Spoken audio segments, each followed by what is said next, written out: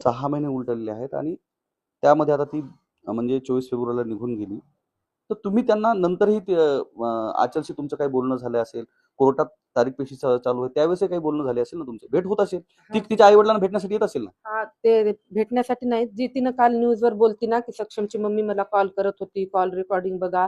तिनं इथून गेल्याच्या नंतर मी तिला कॉल केलेले नाहीयेत. माझ्या मोबाईलमध्ये रेकॉर्डिंग पण आहे. ती स्वतः कॉल करत होती आणि मग मी तिला असं बोलत होते, की फ्रेंडली जसं तिनं निघून गेली, की ती दुश्मन झाली, असं काहीच नाही. असं ती पण चांगलं बोलत होती, मी पण चांगलं बोलत होते. फक्त तिला मी परवाला लास्ट कॉल केला होता का न्यूजवाल्याकडून मिस्टेक झाली, की आम्ही त्यांना म्हणलं, की आजच्याला आम्ही सोडलं, तर त्यानं स्वतः गेली, पळून गेली असं बोलले. हे सर्व फेक आहे आचल आणि मी त्याला डिलीट करायला लावते. तुला जे इन्स्टावर कमेंट यायलेत ना गलत गलत, त्याच्यामुळे मी त्या न्यूजवाल्याला सांगते का डिलीट कर. पण ती एवढं ऐकून घेऊन पण ती काय बोलली का नाही सक्षमची मम्मी मला कॉल करत होती, मी करत नव्हते. हे ठीक आहे, पण तिनं जसं मला चांगलं बोलत होती तसं मी पण बोलत होते. तिनं पण फ्रेंडली. आम्ही तारखेला गेलो तर ती मला बोलली, मम्मी तुम्ही पण एक लेडीज आहात, प्लीज मम्मी मी तुम्हाला हात जोडते, माझ्या मम्मीची बेल करा तुम्ही. आणि तुम्ही जर माझ्या मम्मीची बेल केली तर मी बॉन्डच्या कागदवर लिहून देते की शेवटपर्यंत मी तुमच्या सोबत आहे. बाकीच्यांना सजा झाली पाहिजे. त्यांना सजा होईपर्यंत मी तुमची आहे. तुम्हाला जर भरोसा येत नसेल तर मी बॉन्डच्या कागदवर लिहून देते. पण मी म्हटलं अच्छा तुला मम्मीची तकलीफ व्हायली, माझी तकलीफ कोण सहन करणार आहे? माझा एक तर मुलगा राहिला नाही, माझा नवरा नाही, मला किती तकलीफ व्हायली, ते मला मुलगी नाही म्हणून माझी तकलीफ जाणवना झाली. तुला तुझ्या मम्मीची तकलीफ व्हायली का? मी हे करू शकत नाही म्हणून मी तिला सांगितली तिला. बरं हे जी आचल आज 6 महिन्यापूर्वी सक्षमच्या डेड बॉडीशी विवाह करून तिच्या आई-वडिलांना फाशी व्हावी अशी मागणी करत होती. तीच आचल तुम्हाला विनवणी करून तिच्या आईच्या बेलसाठी तुमच्याशी विनवणी करत होती का?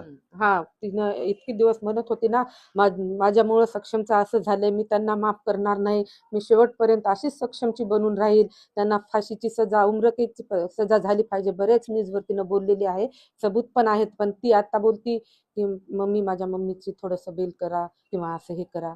ती मम्मीसाठी बोलत होती ती. तिच्या वडील आणि भावासंदर्भातही तिनं काही बोललं होती का? नाही, आता काही नाही बोलली ती. त्यांच्याबद्दल नाही बोलली ती काय पण. काही म्हणजे त्यांची बेल करण्यासंदर्भात अथवा मदत करण्यासंदर्भात काही बोलली का? नाही, काही नाही बोलली ती तसं. आईविषयी बोलली. आईविषयी बोलली.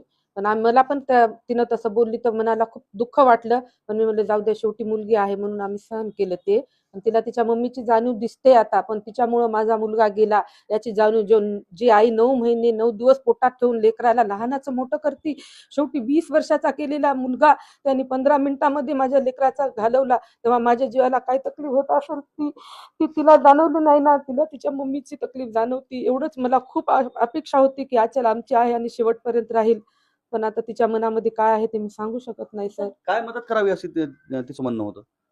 तिच्या मम्मीला सोडवावं असं तिचं म्हणणं होतं. कारण पोलीसवाले हे समज देतात ना, ते आमच्याकडून घेतात की सिग्नेचर की ह्या पर्सनची बेल करायची का म्हणून, तर ते त्याच्यासाठी वहिनीसाठी असं बोलत होते. सर तिचं तर काही गेलं नाही. तिचे आई वडील भाऊ सगळे जिवंत आहे, सगळे आमचं सगळं गेलं. माझा भाऊ गेला, आता पोरगं गेला आमचं. आज आमच्या शिवमचं नाव खराब, 14 वर्षाच्या लेकराचं नाव खराब करून तिने त्याला पण घालवायला. प्लीज आचल, आम्हाला एवढंच तुला सांगायचंय की प्लीज आमच्या शिवमला काय करू नका. आमचं एकच लेकरू आहे, तेवढंच आमच्या वंशाचा दिवा. प्लीज तुझ्या हात जोडून विनंती आहे, आमच्या शिवमला बदनाम करू नको. एवढ्या लेकरानं काहीच केलं नाहीये तुझं. वहिनी वहिनी वहिनी म्हणून तोंड वाळू देत नव्हतं तुला तो.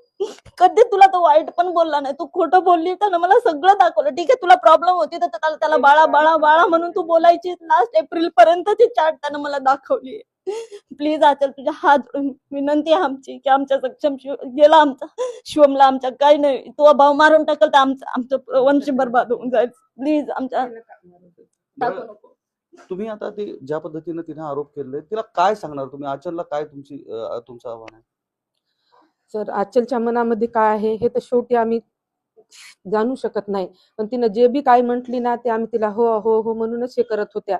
पण तिने एवढा मोठा आरोप लावल शिवमवर म्हणून हे मला माहिती नव्हतं. जसं स्वतःच्या मम्मीला तिने समजत होती तसं पण मी तिला समजलं की माझीच मुलगी आहे आणि मला तिची काय, ती गेली आम्हाला काही प्रॉब्लेम नाही. तिने तिच्या आईवडिलाकडे गेली त्यातही काही प्रॉब्लेम नाही. फक्त तिनं गेली ना तर अशी आमची बदनामी करू नये की मी याच्यामुळे गेली त्याच्यामुळे गेली म्हणून. एवढंच तिला सांगणं आहे. आणि आम्ही तिची बदनामी काहीच केली नाही. आम्ही उलट झाकून ठेवली. तिनं गेली तेव्हा खूप न्यूजवाले आले, तर आम्ही कोणालाही काहीच सांगितलं नाही ना. आताही आम्ही आमच्या केस विषयी सांगणार होतो की आमची कामं कोणती झालेली नाहीत, आम्हाला वकील नाहीये, आणखी आणखी आमच्या मुलाला जे त्यांनी केले ना त्यांना न्याय भेटला पाहिजे, हेच बोलायसाठी आम्ही जनतेला एवढे निवडणुकीच्या वेळेस एवढे लोक आले पण कोणीच काहीच मदत केली नाही.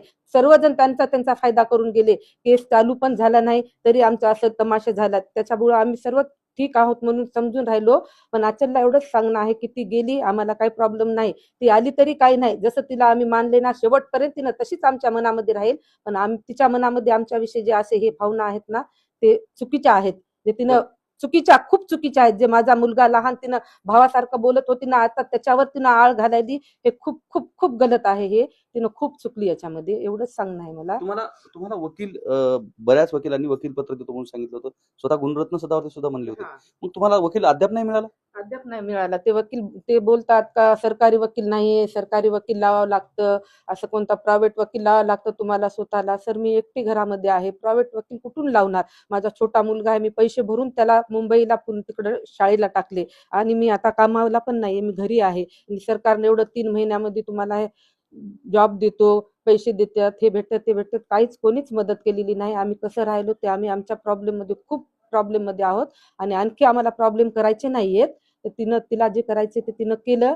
पण हे जे पूर्ण सांगितलं ते फेक आहे तिचं. आणि जे न्यूजवाल्याने तिच्याबद्दल सांगितलं ना, हे आम्ही असं काहीही सांगितलं नव्हतं तिचं. बरं तुम्हाला शासनाची जी मदत आहे, आर्थिक मदत, ती मिळाली नाही का पूर्ण? नाही, किती मदत मिळाली? ते अगोदरच मिळालेले आहे. ते नंतरचे जे दुसरा टप्पा वगैरे राहते ना, ते नाहीये मिळालेला. बरं तुम्हाला नोकरी सुद्धा देण्यात आली येणार होती. तुमचे कागदपत्र जमा करण्यात आले होते. ती नोकरीचं तुमची झाली का पूर्तता? नाही ना, ते बोलले होते 90 दिवसामध्ये तुम्हाला नोकरी मिळेल, पण आणखी नोकरीचं काही नाही. शेवटी 7 महिने व्हायलेत सर. आणि जे माझा नवरा होता आधार तो काम करत होते, ते पण त्यांचं पण असं झालेलं आहे. त्याच्यामुळं मी घरामध्ये खूप एकटी पडली. निश्चितच सक्षम ताटे